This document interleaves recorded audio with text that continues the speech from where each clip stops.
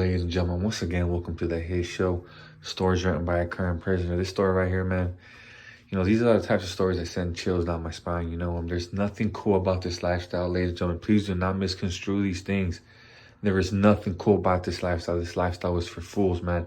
Do not throw your life away, man. Gangs will get you nowhere. That's a fact. To take your own friend out, to take out a childhood friend in order to become something and live a life of misery is beyond me.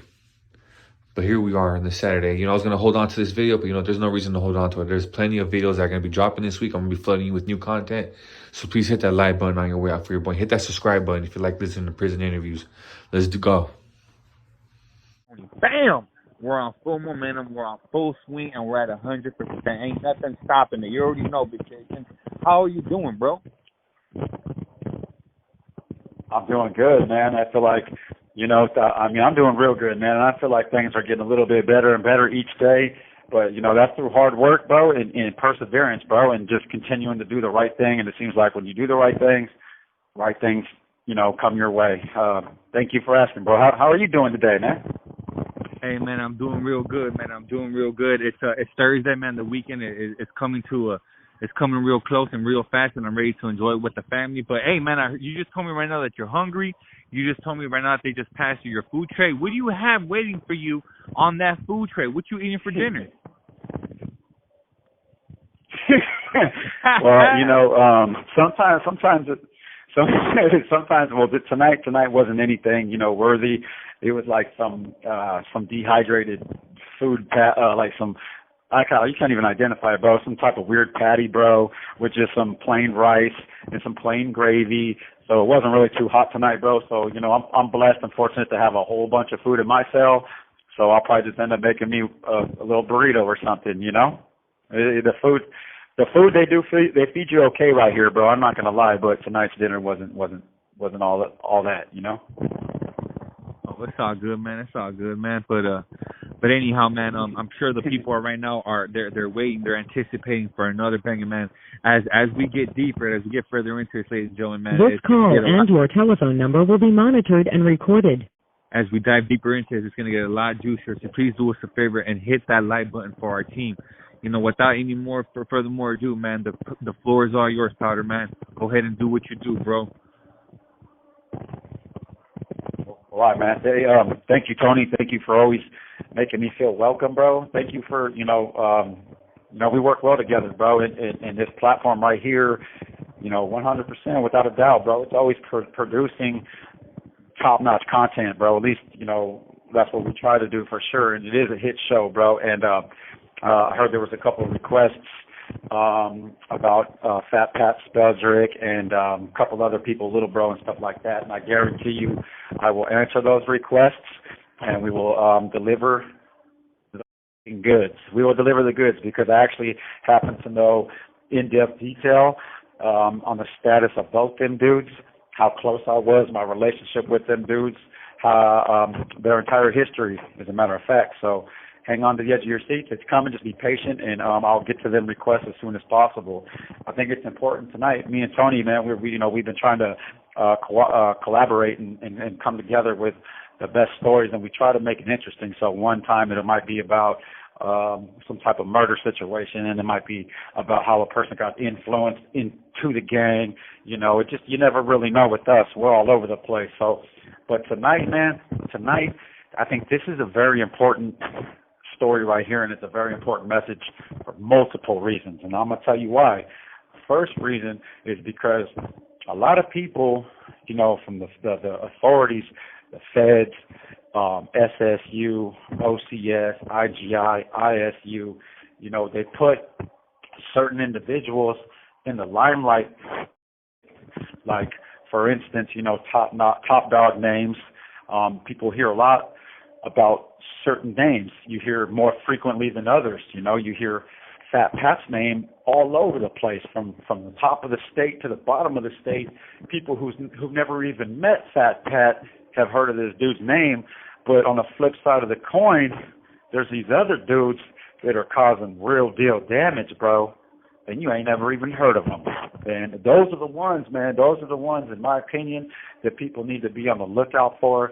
Those are the ones that, you know, are probably a little bit more smart, intelligent on the way that they're moving in this gang lifestyle, in the prison lifestyle. And, you know, this one right here, in my gang especially, bro, we have some heavy hitters, bro, okay? And, you know, I've talked about pecking orders, about, you know, from how it goes to the AB, right underneath that is P9, and then you got Sacramaniacs, and you got TCF, and you got Nazi lowriders, you got all these gangs, but without a doubt, P9, PDS seem to always have first pick in the draft. Like AB is always trying to vacuum up our influence and people who are not even on the council. So usually people are under this impression that the dudes that are on the PDS council, those are the dudes that are going to be the next Aryan Brotherhood members, but that's not true. In a recent video, I talked about and shared that request by the Aryan Brotherhood about all PDS members given a solid 2-year production.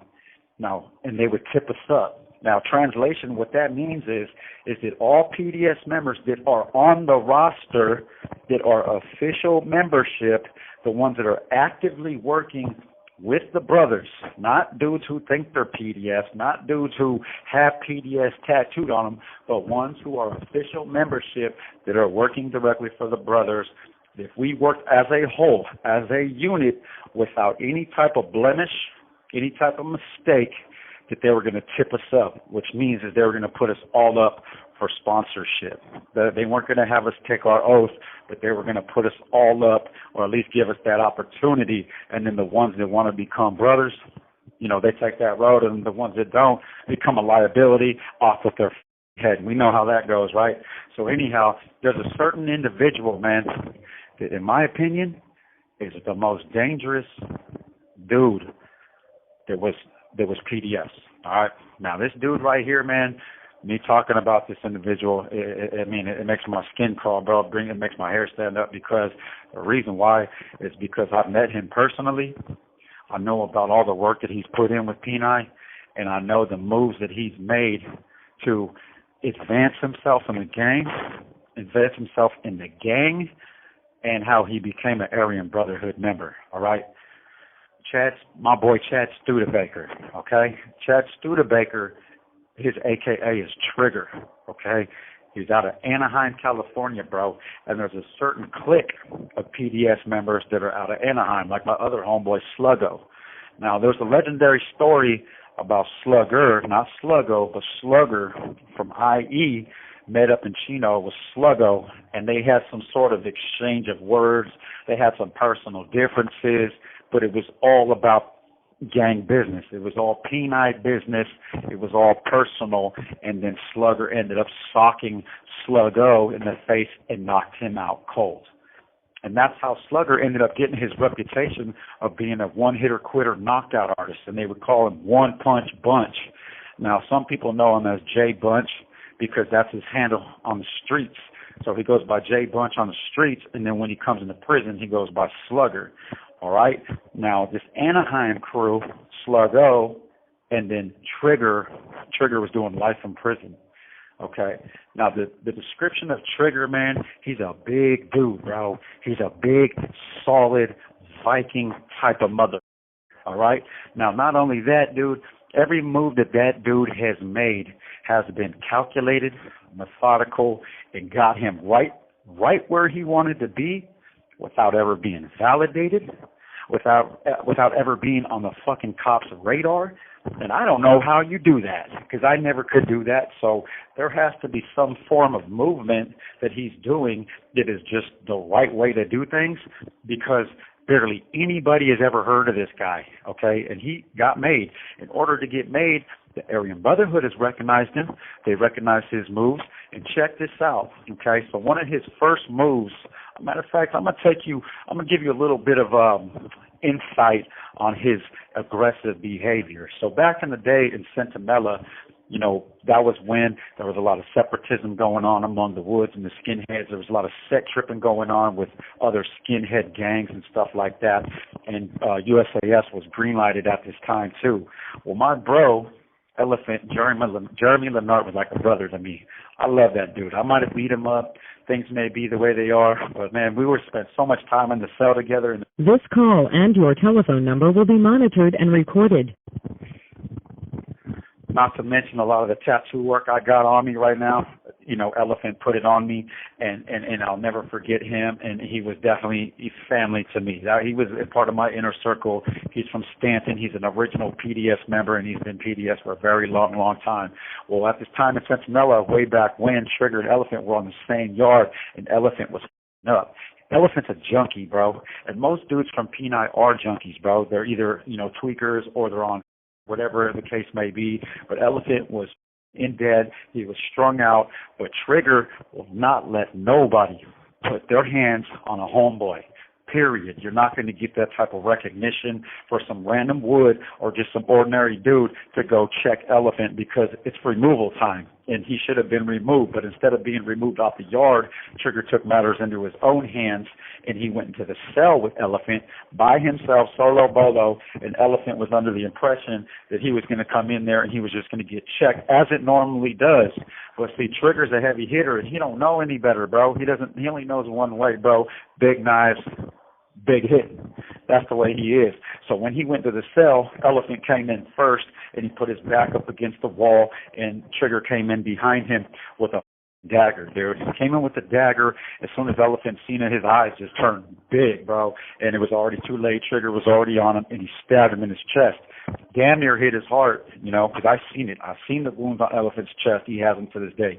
Almost hit his heart. But he didn't take it easy on the homeboy. And he said, look, bro, it's better that I do it this way than them going out there and removing you, and then you got to go through this whole, you know, shame and all this other embarrassing comes behind it. So this is how we did it. But that's just the kind of dude Trigger was, okay? Now, there's a green light on USAS. Right after our Calapat riot, okay, we get into that riot, and there was a few members of USAS that were in the riot with us. Chuck Davis, the founder of USAS, was in that riot with me. Now, what they were doing is they were transferring all, you know, shuffling us around after the riot, and they were transferring a group of inmates from the riot from Calapat to Centinela. Now, the green light was on USAS, and it got initiated permanently while we were all in the hole, and Chuck knew that. So as they transferred to Centinela, that's when Chuck Davis tapped out, and he didn't even let his comrades know what was going on. He was lying to them, and he took the chick way out, and he checked in, and he went into the hole, and now he's safe. Meanwhile, his other comrades, J.D. Webb, Bandit, Casper, and all these other USAS members that used to worship Chuck, they didn't know what was going on, so they went right out to that yard in the Centinela, right into the pit of Peni Death Squad. We had it sewed up right there, dude, in Centinela, on the 4-yard and on the 3-yard. My homeboy Vandal was there. My homeboy Brody was there. My homeboy Penguin was there. But on this level 4-yard, it was Elephant. You have 60 seconds remaining. I'm calling you back, brother. So they shuffle right out to fucking a PDS, pretty much a death pit right there in Centinela. And let me tell you something, okay? So they were just sitting there waiting for him. And my older homeboy, Animal, Mike McMillan, so what they did is since they were green lighted and there was that many PDS members on the yard, they figured that they would just say, hey, and they're just going to remove them at the same time, all at once. Since there was 3 USAS members, they rallied up a couple, you know, all of the PDS members that were right there, and then I think like one other person who was a non-affiliated, but he was showing his loyalty and his allegiance to us and to the Aryan Brotherhood, and he wanted to be a part of, you know, getting these dudes off the line. But since they declared war on Peni, it was our responsibility to do it. So they did that, okay? And let me tell you something. So when, you know, I took out, this all happened around the same time. So when I took out Riley DeVore, it was all of us, you know, it was all of us, my whole inner circle. We're the ones that did that, and that's a fact, okay? And I have the paperwork to prove it. No one can say any different. So when they needed to be ran off these lines, me and my inner circle are the ones that took care of this business, period. Now, after I took out Riley, then they What's up, man? Then they decided to remove these dudes. And in Centinela, it's just like Calipatria. They have a fence all around the yard, and then they have a fence that splits the middle. So what they did is they removed a couple USAS dudes on one side of the yard, and then they removed the other ones on the other side of the yard. And my boy Trigger, especially, they came with big, big knives, bro. Okay, and what happened was, I'm not going to go into the whole entire situation, bro, because this is me talking about who this dude Trigger really is and how under the radar he really was and how far he made it, and maybe people can actually get a real clear perspective of what they're dealing with this dude and how he made it being under the radar. So with this big old dagger of his, there was a USAS member named J.D. Webb. In that incident, this was another move that he made to advance his status. And J.D. Webb, after that move, after that dagger went inside him multiple times, I think he got hit like 18 to 20 times with a dagger, bro, paralyzed for life. J.D. Webb, USAS, paralyzed for life of the hands of all Trigger, okay? And Trigger, they call him Trigger not because he packs guns, it's because he's deadly. He's lethal. That's how he got his name, Trigger. He'll pull the trigger, okay? And that's figuratively and literally. So that status right there, all of us who were a part of, getting USAS off the line, those were big moves. The Aryan Brotherhood recognized that. Next thing you know, you had top rank status. So when the fellas got out, when we got out on that Asker settlement, next thing you know, Trigger is in Kern Valley with OG member Frank Clement. Okay? Now this story right here, I should just do a separate video on this specific story, but I'm not, because this is the message of what I'm trying to accomplish is this person. How did he do all this? And the silent moves that he made got him made. And what happened is he ended up on the same yard with big OG member Frank Clement. Hold on one second, Tony. Yeah, what's this for? Oh, basically, he's on the same yard with Frank Clement, and they decide, they start getting familiar with one another. What's up? Well, I got legal now? All right. The fellows are out of the shoe on the Asker settlement, and Trigger and big Frank Clement end up on the same yard. So Frank immediately takes a liking to Trigger.